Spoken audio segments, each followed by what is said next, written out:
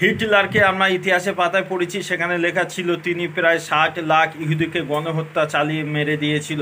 এবং ইনি হচ্ছে বর্তমান যুগে হিটলার, ইসরায়েলের প্রধানমন্ত্রী, যে কিনা ফিলিস্তিনি গাজা শহরে গণহত্যা চালিয়ে সেখানে প্রায় লাখ দুয়েক লোক মেরে দিয়েছে এবং বাচ্চা শিশু থেকে শুরু করে বৃদ্ধা মহিলাদের পর্যন্ত ছাড়িনি, ঘর বাড়ি সমস্ত কিছু ধুলোর সঙ্গে মিশে দিয়েছে।